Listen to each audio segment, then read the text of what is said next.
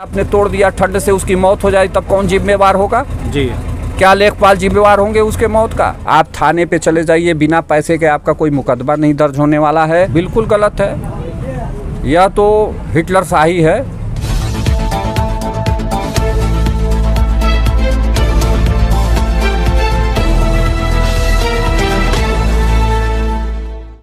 देखिए, अभी जो हमारी अधिकारियों से बात हुई है, उस वार्ता के हिसाब से जो उनका कहना है, वो उनका ये कहना है कि कोई यहाँ के व्यक्ति गए हैं हाई कोर्ट, और हाई कोर्ट का जो आदेश आया है उसी के अनुपालन में ऐसा हो रहा है। तो मुझे लगता है कि अगर हाई कोर्ट का अनुपालन है तब तो इस पे भाई माननीय हाई कोर्ट के खिलाफ कोई नहीं कुछ बोल सकता, लेकिन जो अनुपालन की स्थितियाँ हैं वो अच्छी नहीं। अगर माननीय हाई कोर्ट का आदेश था तो इन लोगों को समय दिया गया होता, सामान निकालने का समय दिया गया होता, इनको अपना कटरैन चाहे अपना जो इन लोगों ने रखा था, मड़ई टाट जो भी रखा था, उसको खाली करने का समय दिया गया होता। लेकिन तुरंत आके जेसीबी से तोड़ देना, ये मैं समझता हूँ कि न्यायसंगत नहीं है, और ये हाई कोर्ट के भी रूलिंग के खिलाफ है। तो ये अधिकारियों ने यहाँ मनमाना किया है, ये ऐसा नहीं करना चाहिए। अगर जो ऐसा तोड़वाया जा रहा है, अगर जो ज़बरदस्ती किया जा रहा है, 26 तारीख तक का अल्टीमेटम मिला है, तो आप लोग इस पे क्या एक्शन लेंगे? देखिए, अभी हम लोग इस बात को जानने का प्रयास करेंगे कि माननीय उच्च न्यायालय ने क्या आदेश पारित किया है। यहाँ किसी के पास भी माननीय उच्च न्यायालय के आदेश की कोई कॉपी नहीं पकड़ाई गई है, और न इनके पास, इन लोगों के पास कोई आदेश की कॉपी है। तो पहले हम लोग उसका अवलोकन करेंगे कि माननीय उच्च न्यायालय ने क्या आदेश पारित किया इस ज़मीन के लिए और यहाँ बेदखली के लिए। सरकारी लेटरिंग भी तोड़ा गया यहाँ पे। वो जो भी हो, अभी तो हम लोगों ने मौके पे हम लोग जो चीज़ देख रहे हैं, आप चाहे हम वो कह रहे हैं। अब माने लेखपाल नोटिस नहीं चिपका है, और जो घर में चौका था, बेड था, सारी चीजें पहले ही मैंने कहा कि अधिकारियों ने जो किया है वो मनमाना कृत्य है।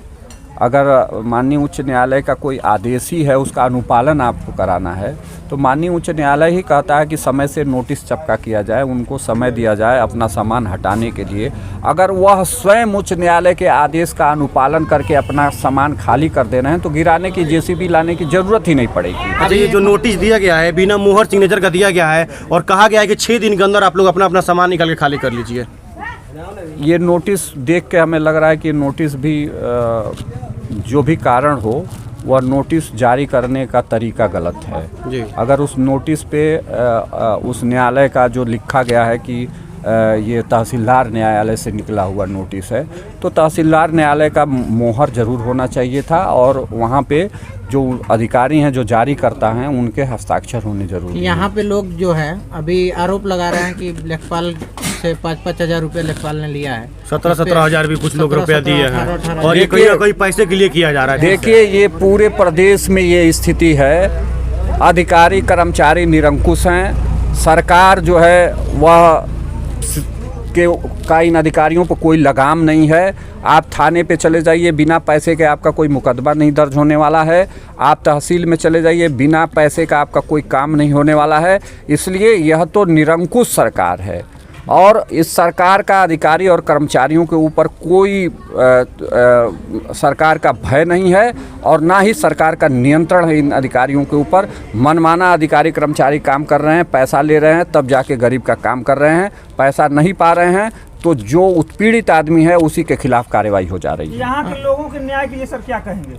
यहाँ के लोगों के न्याय के लिए हर संभव समाजवादी पार्टी प्रयास करेगी, और उच्च न्यायालय के आदेश का अवलोकन करके और उसके बाद हम लोग अपना निर्णय लेंगे। अभी देखा गया है एक घर में नोटिस नहीं जारी हुआ है, नोटिस हाथ में नहीं मिला है, उस घर को तोड़ा जा रहा है। बिल्कुल गलत है, यह तो हिटलरशाही है, यह बिल्कुल हिटलरशाही है, और ऐसा बिल्कुल नहीं होना चाहिए। एक एक ईंट बनाने में, एक एक ईंट रखने में गरीब को कितना मेहनत करना पड़ता है, उसको कितना मशक्क़त करना पड़ता है, उसको अपना पेट काट के अपना छत बनाने के लिए एक एक पैसा जोड़ना पड़ता है, और वह उसके सपने, उसके अरमान उस छत के नीचे ज़िंदा रहते हैं। इसलिए किसी के अरमान को कुचलना यह लोकतंत्र का काम नहीं है। निश्चित तौर पर यह लोकतंत्र का भी गला एक महिला है, वो ब्याज पे पैसा लेके और मजदूरी करके एक कटरैन का छोटा सा रूम बनाई है। 3 छोटे छोटे बच्चे हैं, वो कटरैन का तोड़ दिया गया है, और ठंड में कैसे वो लोग रह रहे हैं। वो तो मैं पहले ही आपसे कहा कि एक छोटा सा जो कमरा है वो अरमानों का रूम है, उनके अरमानों का कमरा है। कितना मेहनत मशक्क़त करने के बाद एक कमरा, एक कोठरी तैयार की जाती है, वो भी इस मौसम में जब कड़ाके की ठंड चल रही है। आप तोड़ देंगे वो सड़क पे आ जाएंगे। और अगर तोड़ना ही है, अगर कोई उच्च अधिकारी या न्यायालय का कोई आदेश ही है, तो उसको समय दीजिए, उस अपना व्यवस्था करे, अपना रहने के लिए कहीं और छज्जा बनाए, और तब जाके उसका मान लीजिए आपने तोड़ दिया, ठंड से उसकी मौत हो जाए, तब कौन जिम्मेवार होगा? जी, क्या लेखपाल जिम्मेवार होंगे उसके मौत का? योगी सरकार को सर क्या कहेंगे? योगी सरकार मतलब योगी ही सरकार। हमने तो पहले ही कहा है कि ये सरकार हिटलरशाही की तरफ बढ़ रही है।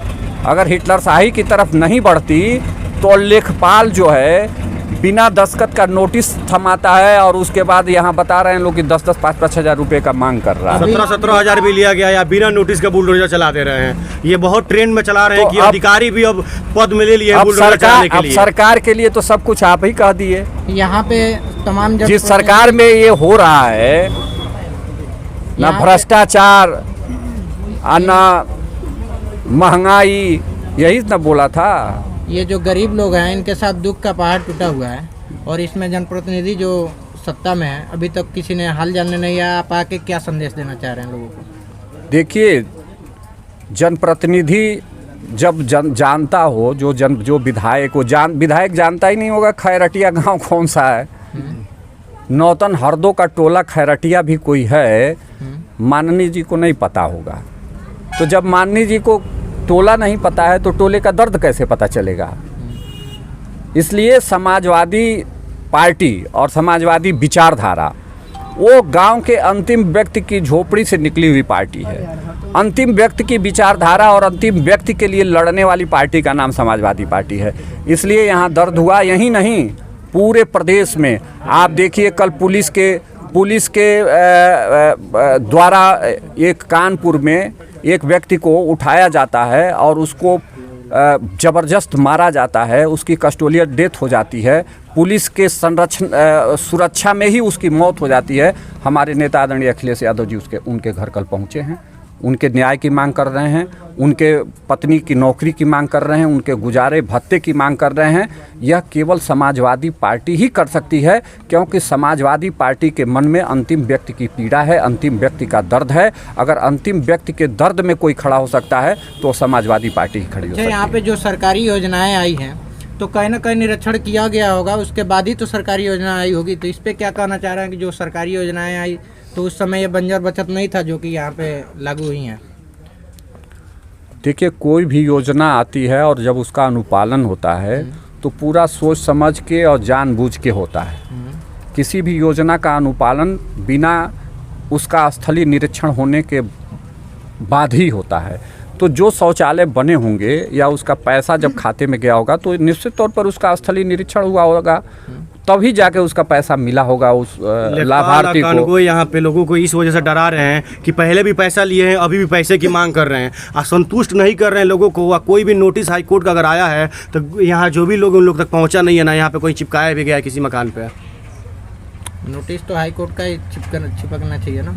देखिए, हाई कोर्ट के डिसीजन के आदेश में ही जो अभी हम लोगों को नोटिस दिखाया जा रहा था वो तहसीलदार कोर्ट से निकला हुआ नोटिस है, लेकिन उस नोटिस पर ना दस्तखत है, ना मोहर है, ना किसी अधिकारी का दस्तखत है, ना किसी कर्मचारी का दस्तखत है, ना उस न्यायालय का मोहर है।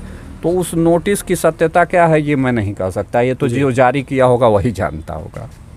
चलिए, बहुत बहुत धन्यवाद आपको कीमती समय। आप सभी लोगों को भी बहुत धन्यवाद। जनहित के मुद्दे उठाने के लिए आप सभी आए और इस मुद्दे को आप लोगों ने प्रमुखता से रखने का काम किया, इसलिए आप सभी चैनल के साथियों को, क्योंकि आप सभी का चेहरा देख रहा हूं मैं, सभी लोग इसी पूर्वांचल, इसी कुशीनगर के उसी गरीब और गुर्बत से निकले हुए लोग हैं, इसीलिए उसकी पीड़ा आप समझें। हमारे वहाँ कहा गया है कि जाके पाँव न फटी बवाई, वो क्या जाने पीर पर आई।